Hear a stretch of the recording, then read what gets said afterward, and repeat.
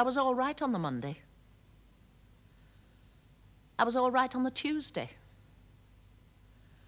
I was all right on the Wednesday until lunchtime, at which point all my nice little routine went out of the window.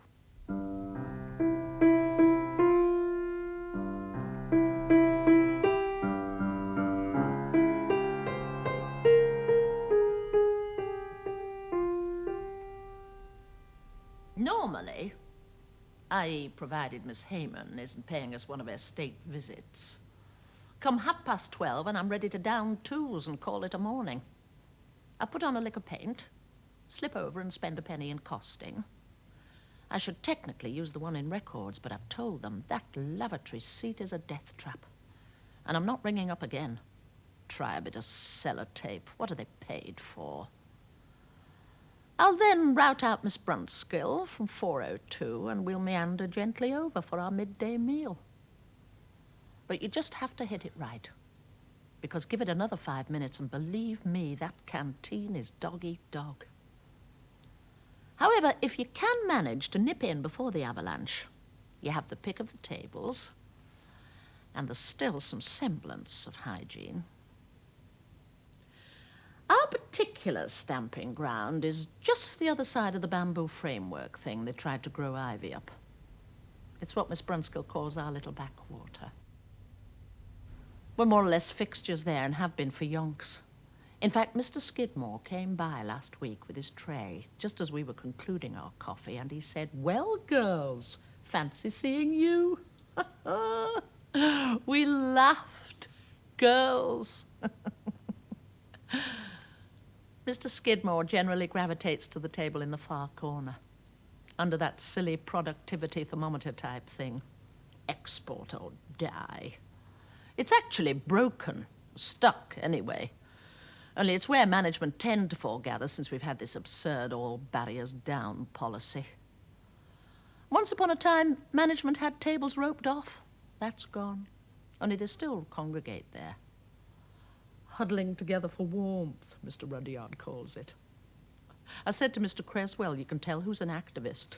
We laughed, because anybody more conformist than Mr. Rudyard you couldn't want, and he has beautiful fingernails.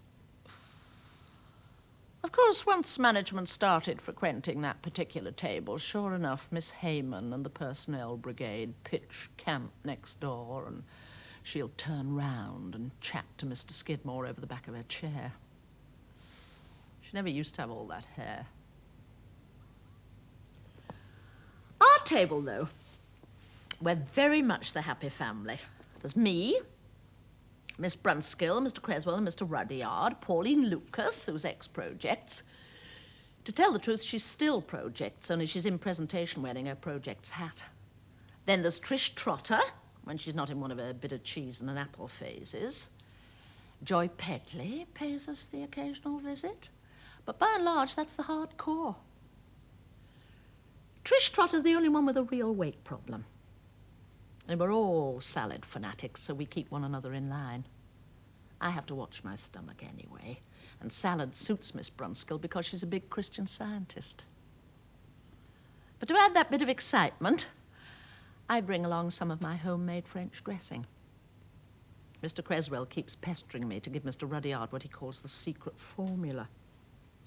He's a keen cook, is Mr. Rudyard. Little moustache, back like a ramrod, you'd never guess it. I pretend there's some mystery ingredient and won't let on.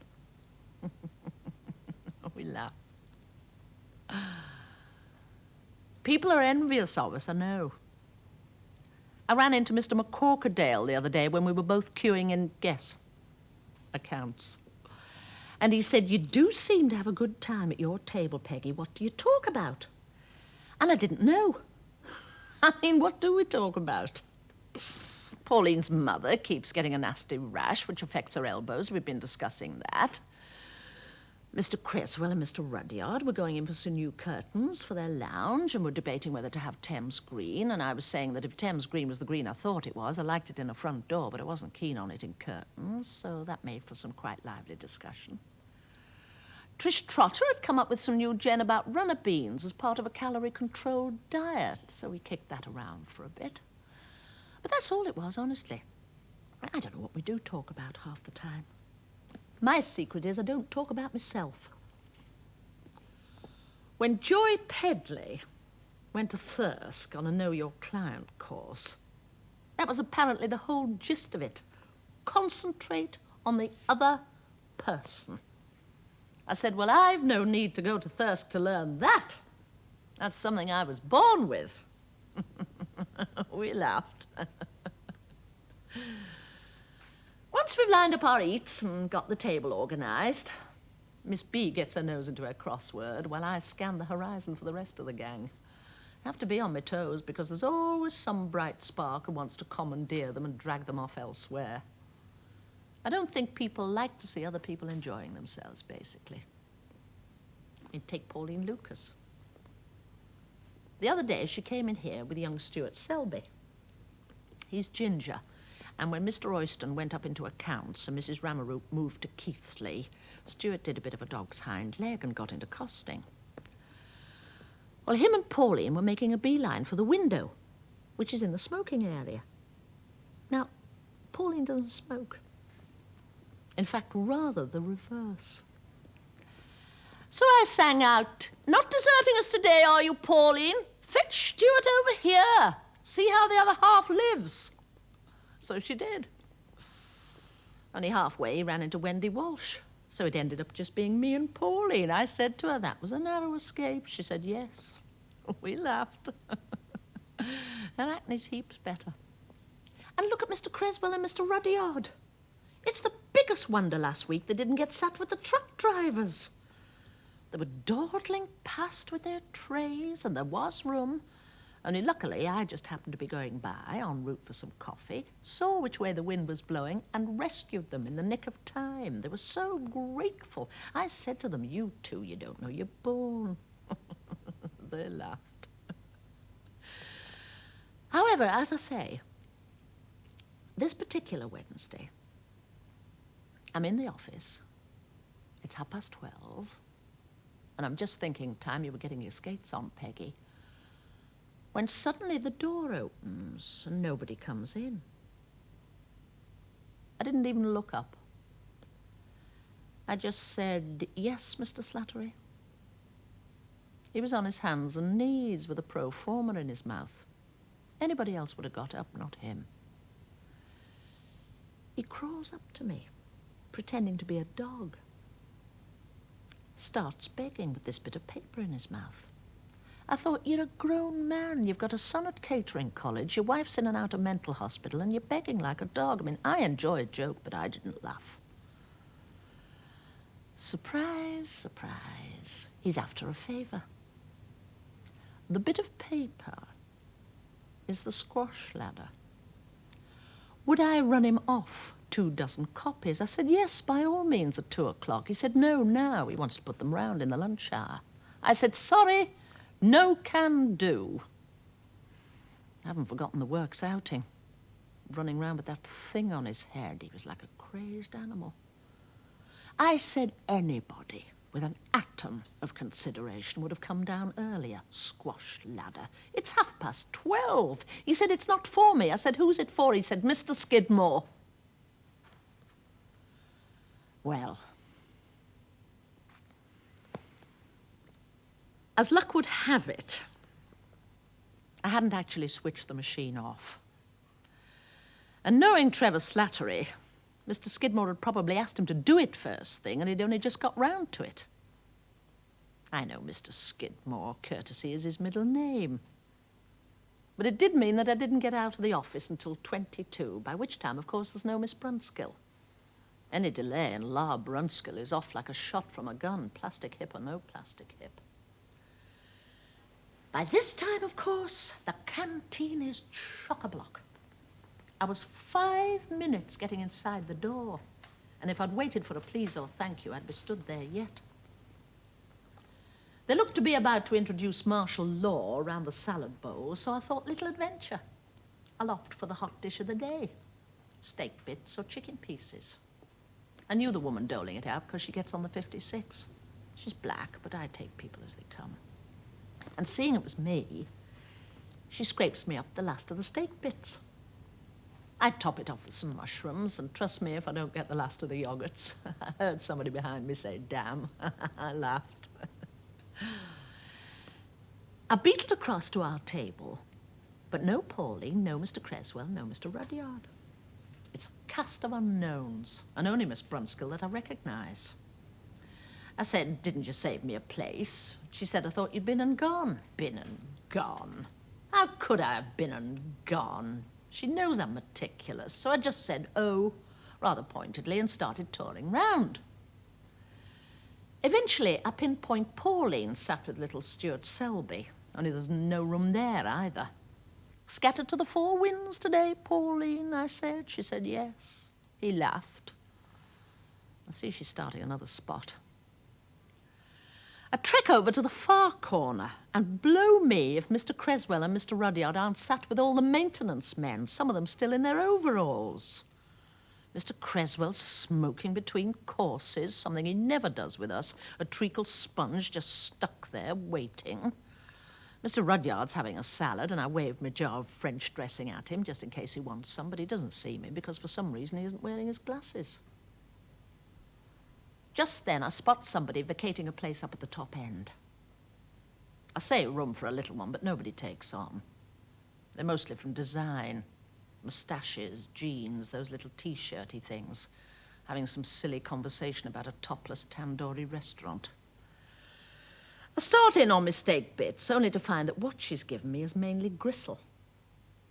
I don't suppose they distinguish in Jamaica. So I thought, well, I'll try a bit of salt, perk it up a bit. But as luck would have it, there's no salt on the table, so I get up again and go in quest of some. The first salt I spot is on the table opposite, which happens to be the table patronised by the management. And who should be sat there but Mr. Skidmore? So I asked him if I could borrow their salt. Excuse me, Mr. Skidmore, was what I said, but could I relieve you temporarily of your salt? I saw Miss Hayman's head swing round. She'd think I was crawling. I wasn't. I just wanted the salt.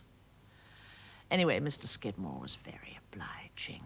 By all means, he said, would you like the pepper, too? I said, that's very civil of you, but I'm not a big pepper fan. So I took the salt, put some on the side of my plate, and took it back again. Much obliged, I said. Don't mention it, he said, any time. He has impeccable manners. They've got a big detached house at Aldwoodley. His wife's had a nervous breakdown, wears one of those sheepskin coats. I suddenly bethought me of the squash ladder. So after I'd replaced the salt, I said, oh, by the way, I ran you off those copies of the squash ladder. Not in a loud voice, just person to person. He said, what? I said, I ran you off those copies of the squash ladder. He said, squash ladder? I said, yes. He said, not my pigeon. I said, why? He said, didn't you know there's been a flare-up with my hernia? Well, I didn't know. I mean, I don't see how I could be expected to know. Somebody laughed. I said, oh, I am sorry. He said, I'm not. Blessing in disguise. Squash is Slattery's pigeon now. Well, I went back to my table and I sat down. I felt really sickened. He'd done it on me at Mr. Slattery. After a bit, Trish Trotter rolls up and parks herself next to me. She said, oh, aren't you eating your steak bits? I said, no. She said, don't mind if I do, and helps herself. She shouldn't wear trousers. Anyway, it was that afternoon I began to feel really off it. I went home at 4:30.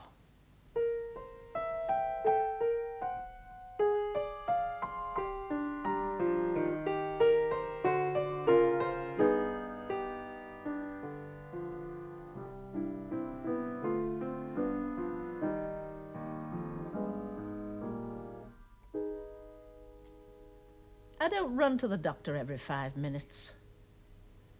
On the last occasion, Dr. Copeland sat me down and he said, Miss Schofield, if I saw my other patients as seldom as I see you, I should be out of business. We laughed. He's always pleased to see me. Gets up when I come into the room, sits me down, and then we converse about general topics for a minute or two before getting down to the nub of the matter. He has a picture of his children on his desk. Taken years ago, because the son's gone to Canada now and his daughter's an expert in man-made fibres. He never mentions his wife. I think she left him. He has a sensitive face. Cactuses seem to be a sideline. There's always one on his desk, and he has a cactus calendar hung up. This month's was somewhere in Arizona, huge. A man stood beside it, tiny. I looked at it while he was diddling his hands after the previous patient.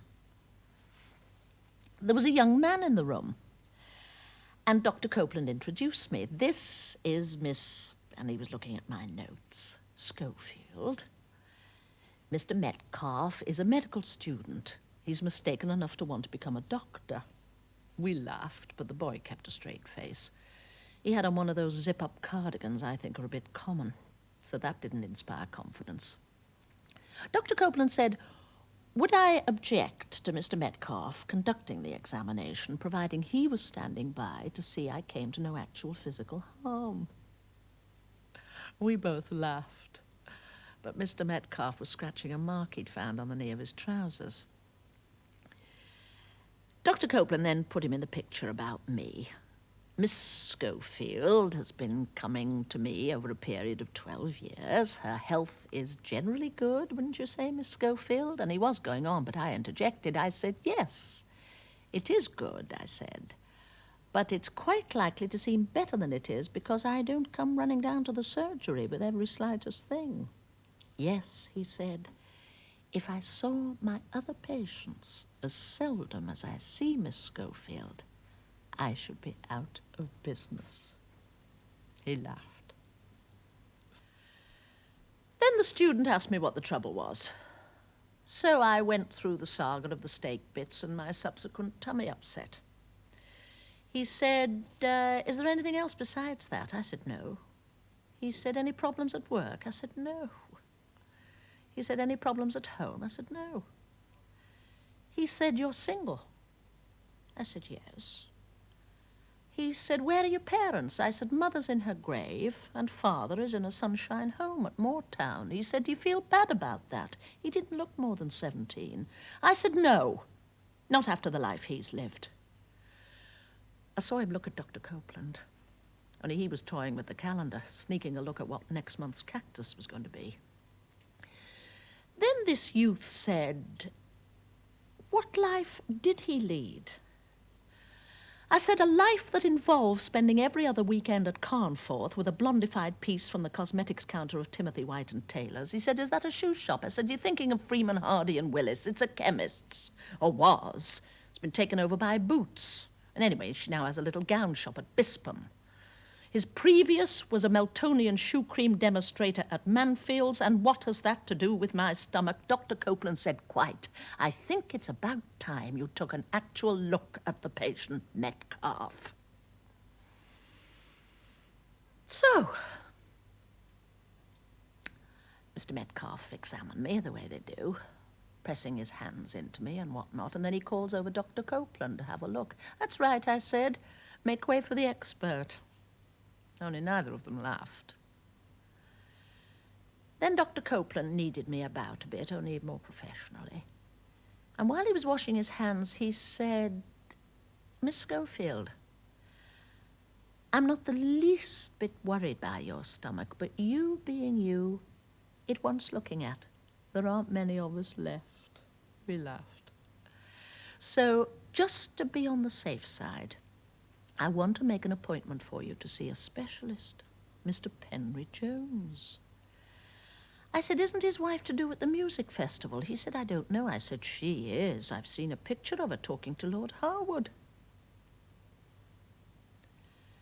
He took me to the door of the consulting room, and he doesn't do that with everybody. and took my hand. And I'm not a private patient. Thank you, he said. Thank you for being a guinea pig. We laughed. Only it's funny, just as I was coming away, I saw the student's face, and he was looking really pleased with himself.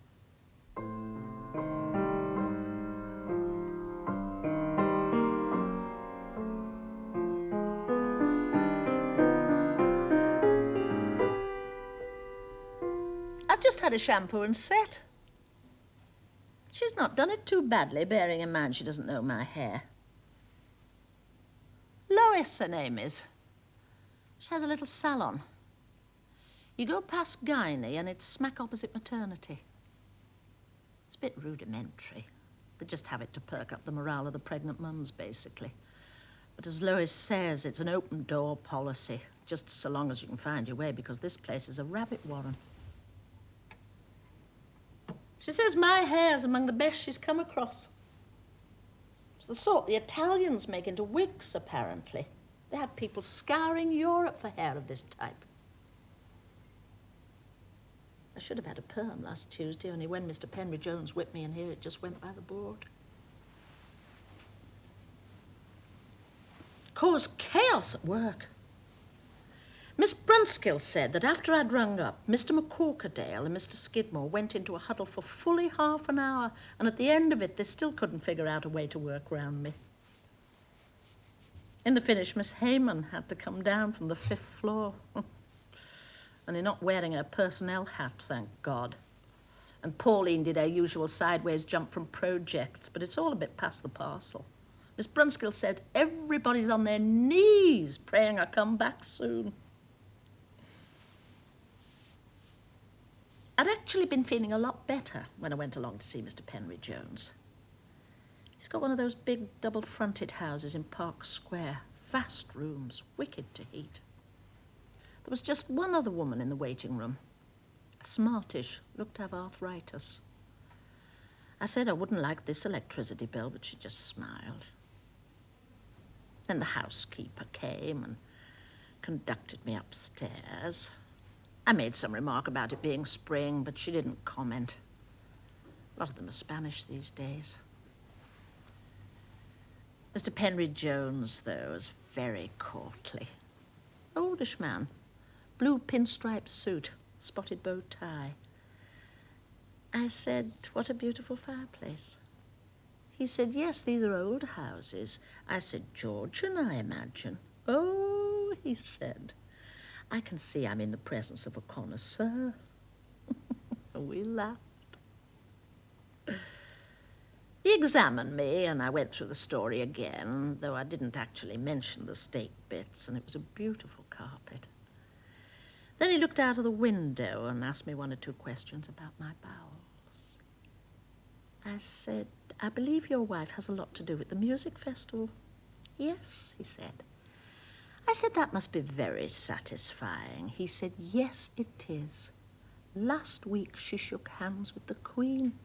I said, well, that's funny, because I stood as near to her as I am to you at York in 1956.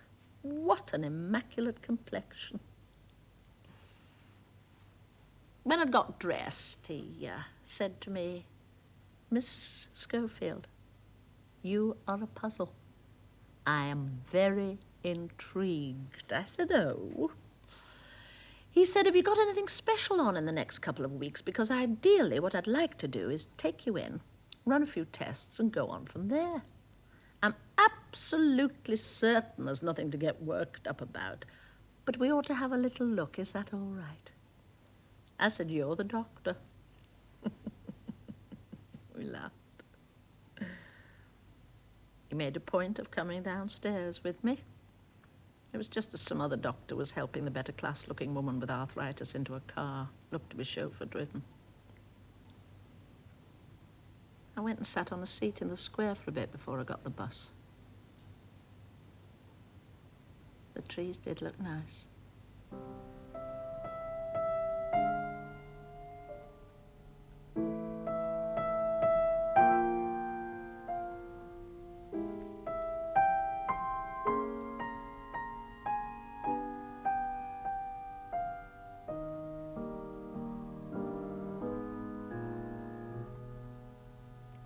I've appointed myself newspaper lady.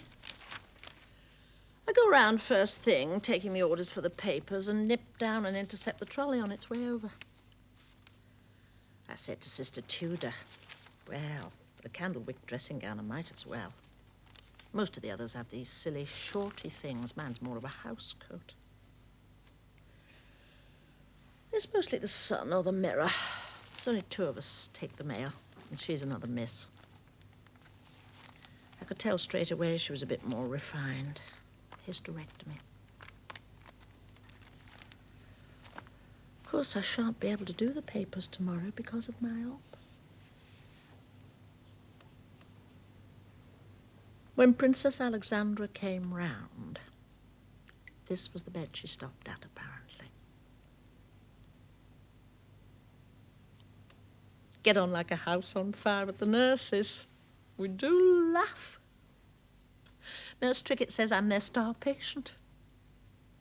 She's little and a bit funny looking, but so good-hearted. How's our star patient today, she says. I hope you've been behaving yourself.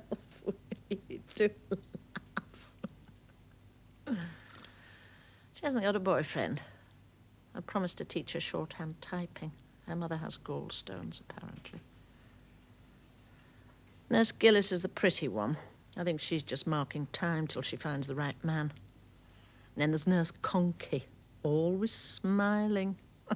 I said to her, you're always smiling. You're a lesson to any shop steward, you. She laughed and laughed the way they do when they're black.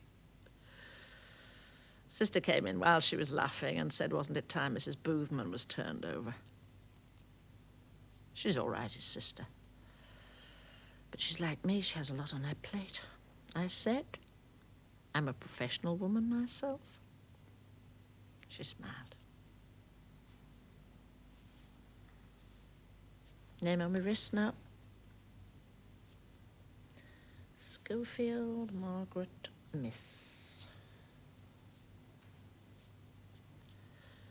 Mr. Penry Jones comes round on a morning and fetches his students, and they have to guess what's wrong. I said to Miss Brunskill, it's a bit of a game. If he doesn't know what the matter is, they won't. He said, gentlemen, a big question mark hangs over Miss Schofield's stomach. They all laughed. So, tomorrow's the big day. He was telling his students what he's going to do. He said, I'm just going to go in and have a look round. We're not going to do anything, just a tour of inspection. So I chipped in, more of a guided tour if all these are there. They did laugh. Not Sister, though. She can't afford to, I suppose. He's like a god to them, Mr. Penry Jones.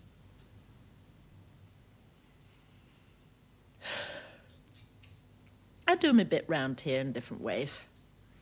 I'm always going round the beds, having a word, particularly if somebody isn't mobile. I'll run them errands and tell nurse if there's anything anybody's wanting. Mrs. Maudsley opposite's on a drip, and she was going on about getting her toenails cut. They catch on the sheet. So I located Nurse Giles and told her. But I think it must have slipped her mind, because when I went across later on, Mrs. Maudsley was still on about it. I mentioned it again to Nurse Giles, and she said, I don't know how we managed before you came, Miss Schofield. I honestly don't. Actually, I found out later on she had had her toenails cut. Nurse Conky must have cut them apparently the day she cut mine, the day before yesterday. Only Mrs. Maudsley wouldn't know because she has no feeling in her feet.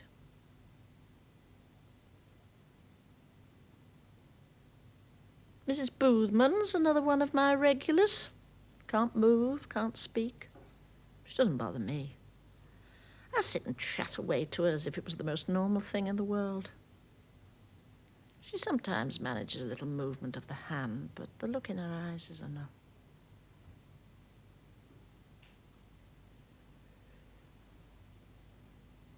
Miss Brunskill's been down to see me. Nobody else much. played you cards. I've got more cards than anybody else this side. Feel kind of sick without you, Trish. Trish Trotter. Picture of an elephant. Wishing you a speedy recovery from all in 406. It's not the same without you. You'll miss more than words can tell, so I'm sending this card to say, please hurry and get well. Says from all on the 5th floor, but I bet it's Mr. Skidmore. Such a classy card. Thatched cottage. Imagine it could be damp, though, thatch. Silly one from Mr. Creswell and Mr. Rudyard. Sorry you're sick. Hope you'll soon be back to normal. Whatever that is. I thought they might have been popping down, only Mr. Creswell hates hospitals, apparently. And they're going in for a new dog, a Dandy Dinmont.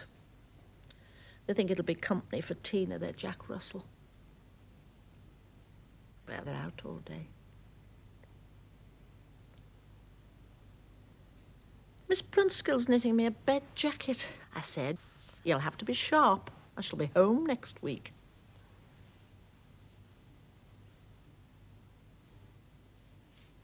I've one nice neighbour, one not so nice.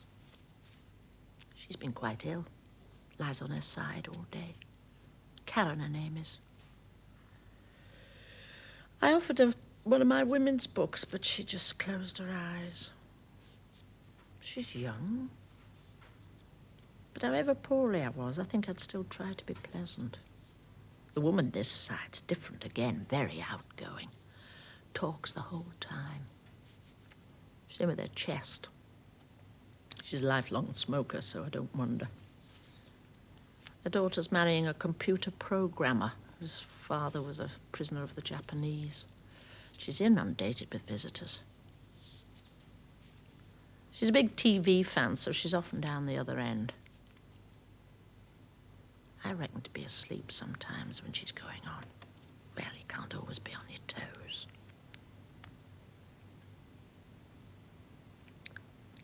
I could just drink a cup of tea.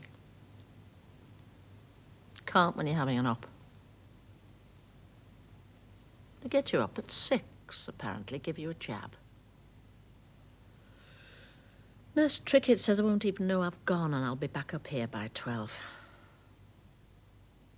I've warned Sister I shan't be able to get the papers. She thinks they'll manage.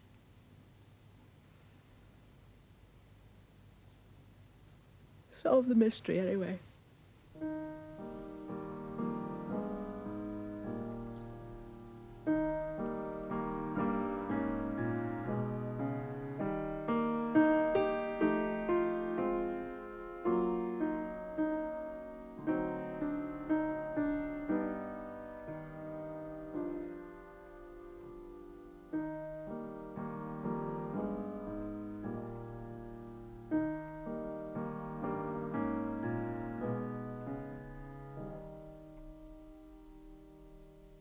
Had my dinner again today.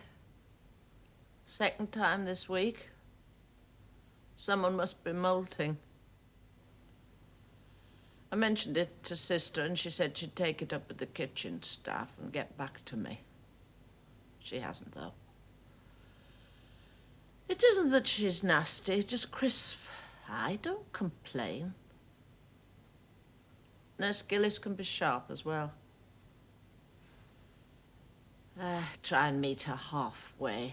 I said to her, don't apologize. I deal with people myself. They don't realize, do they? Oh, I had such a shock yesterday. Nurse Conkey and Nurse Trickett had just given me my bath, and the little trainee nurse with the bonny face and the cold hands was combing my hair when I bethought me of the bed jacket Miss Brunskill had knitted me. I'd put it away in my locker because she'd made it too tight round the sleeves. But I tried it on again, and it was just right. She says she hates knitting.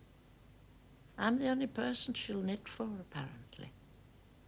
Of course, I paid for the wool. Anyway, I'd just got it on, and they'd fetched Nurse Conky to see how nice I looked, and they'd got me my lipstick out to put a bit of that on, and I was just sitting there.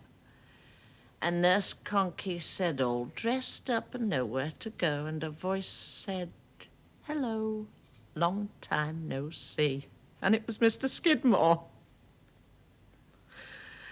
And I said it loud like that. I said, "Mr. Skidmore," I said to him, 5 minutes earlier, and you'd have seen me being bathed. He said, "That's the story of my life." He laughed. He chatted about work, said they were still only limping along, said my job's open for me whenever I feel up to it, and what's more, it'll stay that way. They've got a special dispensation from Mr. Strudwick. It's open-ended. They've never done that before. And Wendy Walsh had her infected sinus. They ended up giving her a deadline. Still, she wasn't the linchpin, I am. He did say there were other factors quite unconnected, pushing them towards some degree of revamping, but, and he sat and patted my hand, "In that event, we shall find you a niche." I said, "Well, I'm honoured. Fancy making a special journey for me." Transpires also Mrs. Skidmore's mother's in the psychiatric wing, and he'd left Mrs. Skidmore sitting with her while he'd popped along to see me. Killing 2 birds with 1 stone, he said, and then he realised, said, "Oh, I didn't mean that." I said, "Don't be silly," we laughed. He does look young when he laughs. He'd just gone, and Nurse Conky came down to turn Mrs. Boothman over. "Who's your gentleman friend?" she said. She's got a nice sense of humour. I said, "That was my boss. He says they can't wait till I'm back." "Oh," she said, "I'm not so sure we can spare you."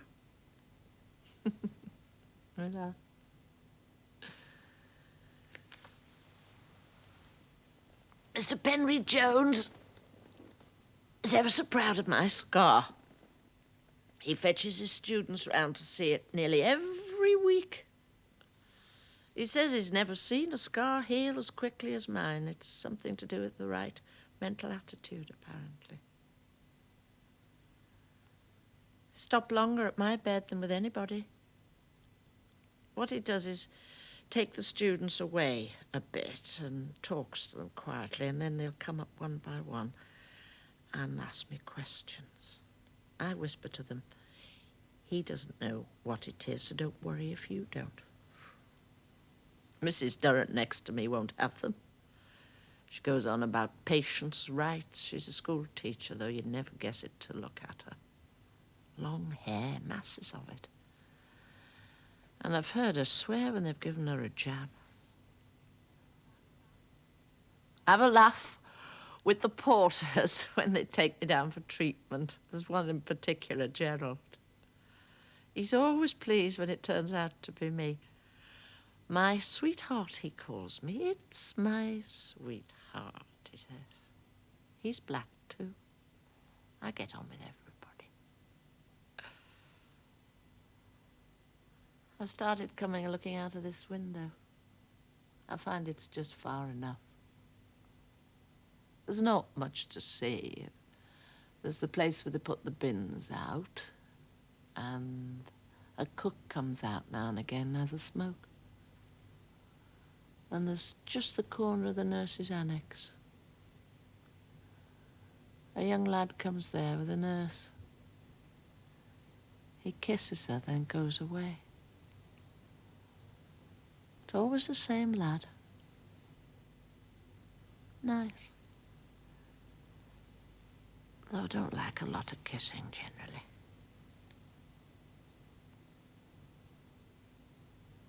I keep wondering about my dad.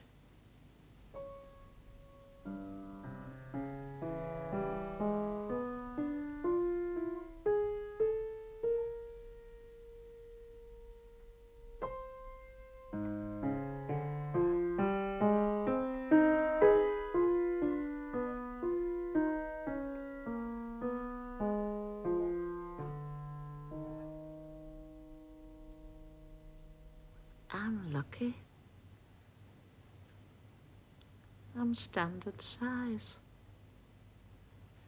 I've got stuff off the peg, and people have thought I'd had it run up specially. I've got a little fawn coat hanging up at home that I got 15 years ago at Richard's shops. A ring that changes with scarves and gloves and whatnot. But it's been a grand little coat.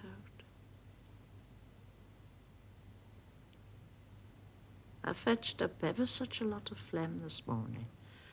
Nurse Giles was on. She was pleased. She said I'd fetched more phlegm than anybody else on the ward.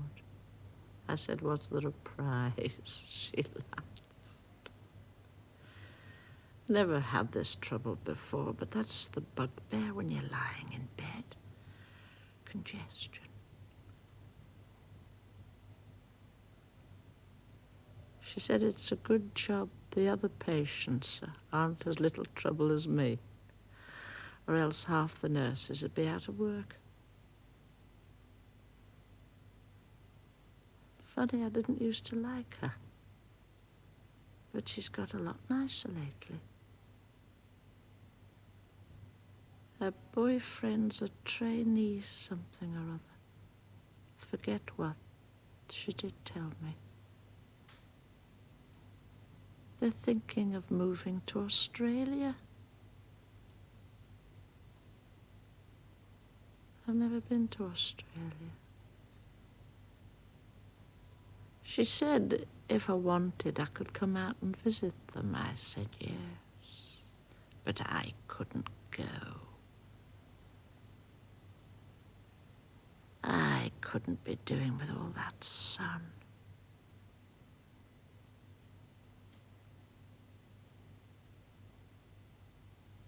When Princess Alexandra came round, this was the bed she stopped at, apparently. Sister's been better lately, too. The one I can't stand is Nurse Conky. Never stops smiling. Great big smile. When they took old Mrs. Boothman away, just the same. Great big smile.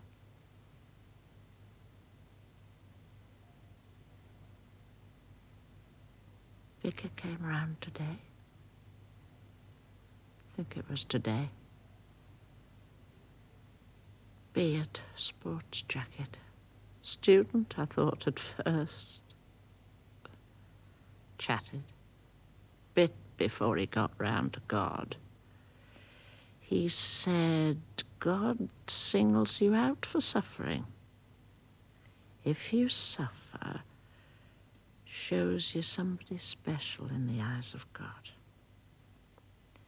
Said he knew that from personal experience.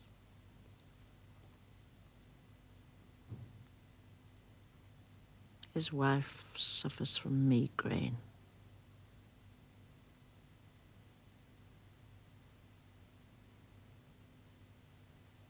There's a vicar goes round at Farnley where my dad is.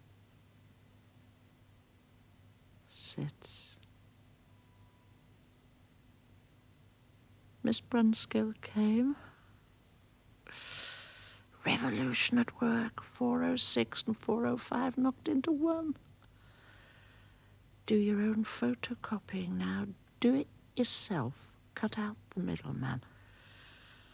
I said, where did I fit in? And she was telling me. Only I think I must have dropped off, and when I woke up, she'd gone. Niche somewhere.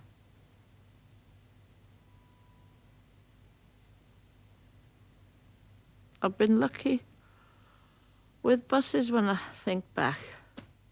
I don't know what it is, but just as I get to the bus stop, up comes the bus. It must be a knack. I don't think I've ever had to wait more than 2 minutes for a bus, even when it's been a really spasmodic service. I wish they wouldn't laugh.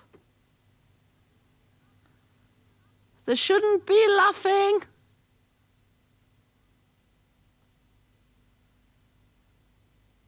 If they'd just left me alone, I'd be all right. Schofield, Margaret, Miss. I've got a fly. Keeps coming down. Must like me. Some woman comes over and talks to me, telling some tale. I close my eyes. Somebody was telling me about Rill. Still very select, apparently. No crowds.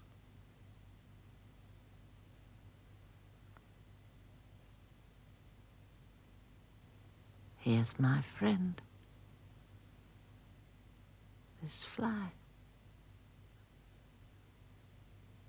I said to Nurse Gillis, it singled me out.